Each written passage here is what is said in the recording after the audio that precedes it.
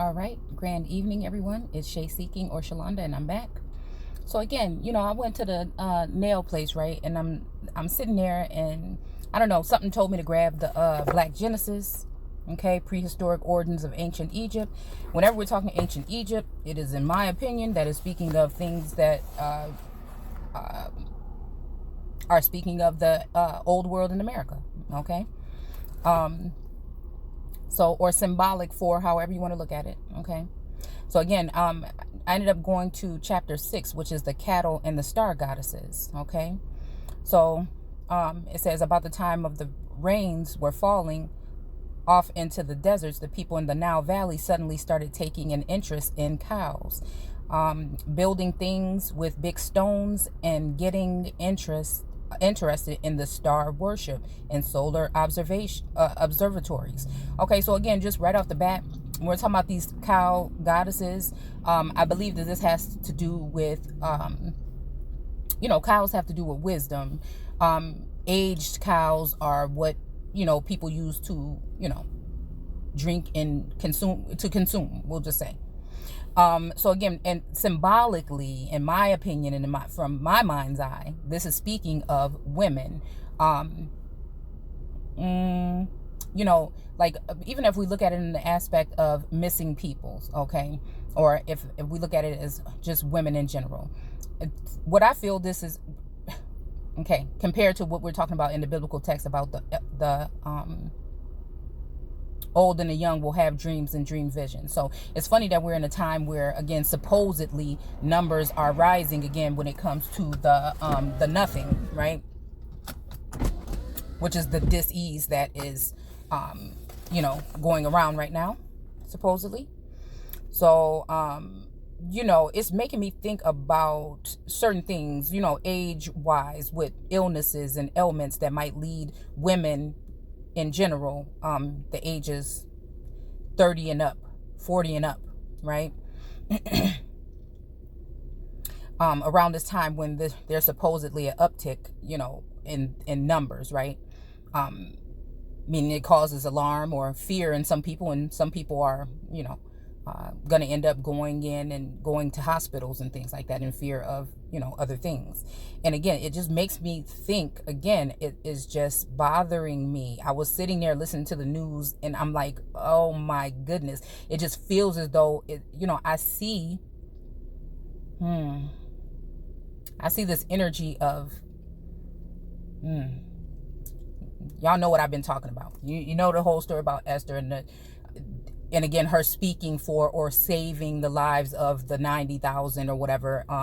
Again, these goddesses are those that are nurturers of war, of love, of these things. So again, these goddesses are going to be, again, interest when it comes to love, war, okay, and nourishing or taking care of or guardians of, so-called humanity.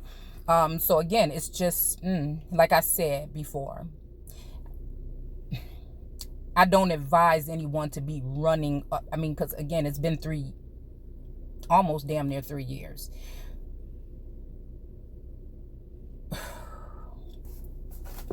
What I'm saying is, just pay attention and be vigilant. And try to use, again, natural alternatives in these times.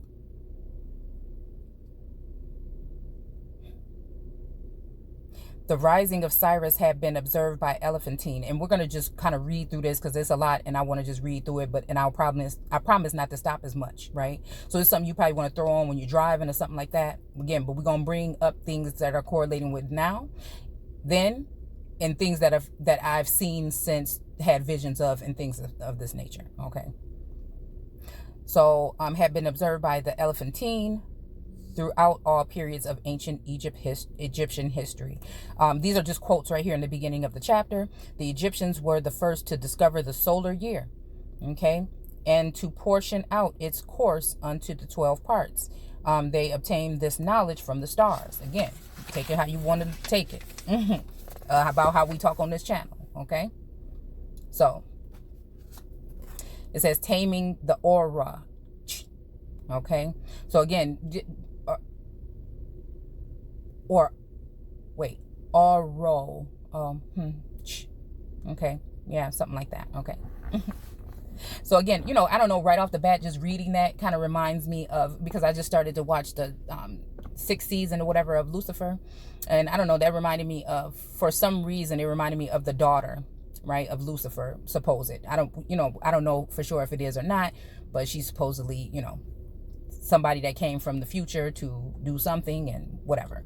So again, but she was very like, cutthroat, you know what I'm saying? So it's funny that, when we deal with this goddess that's here, Satis or Satet, is different ways to pronounce it. We look at her, well, I look at her as an archer, someone who has arrows. They're dipped in the truth. You know what I'm saying? And she's shooting them off. Okay. So these are goddesses, like I've said, I feel, of protection. And then since we're talking about Upper Egypt, it makes me think about Cairo, Illinois. It makes me think about the Midwest. She has her, the white crown on. It's just certain things that are correlating with, like I said, the energy.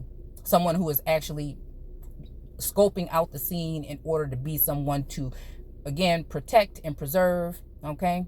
So again, we're talking about floods and stuff in this chapter, and it is making me think about, again, the flood or the influx of immigrants, okay, or immigrants coming in, and just observing what's really going on. Okay. So again, it says, in our modern world, we take much for granted. One is the common domestic cow.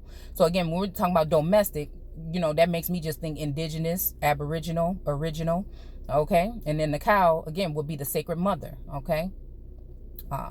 Again, and it says, one of the most gentle, most accommodating, and most useful animals on our planet. So again, we're talking about animals. If you look it up in etymology, it is also pertaining to people. Okay. So it says, when we drive along the country road or walk past an open field and see these gentle, docile animals grazing or lazily walking about, we may give them a fleeting glance, but we soon forget about them. Okay. So again, grazing also, talking about, feasting, right? Or consuming, right? Okay. Going back and forth, chilling, you know what I'm saying? Feasting, sitting on thrones. Because I think it talks about Isis here, and Isis is the throne, right? Okay. Even if you look at the term Israel, Isis is even before Ra. Okay. And I'm just saying, okay. So it says, but in general, we know that she is with him. You see what I'm saying? But again, to put on a crown or to take something, actually, I also generally look at, again, the fact that people that are in lower statuses or classes, due to the construct, right? They are the ones that are the sacred ones, the holy ones, but there's usually someone or something formed that is exalted and pushed in front of or before them for whatever reason, because I feel like whatever we're doing here on this plane it does not want to be associated with that natural energy. Okay, so it's best to cover it and then to crucify it and then to also leave it for dead. Okay, so let's see. So they're admiring, although they're admiring it, right? Once they're done, they dispose of it. It's kind of remind me of just like even when we're talking about the Capitol, or when we're talking about Kabul, or when we're talking about, how they were in Afghanistan for 20 years. You see? And then again, they left America or Americans in the possession of other entities, just abandoned or stranded them there. Okay. So disposing of, right? Or even putting it in the hands of newcomers, right? To use and abuse, or to manipulate, or to oppress, or, in a sense, right? To mask. Okay. All right. So let's keep going. I said I wasn't going to over talk.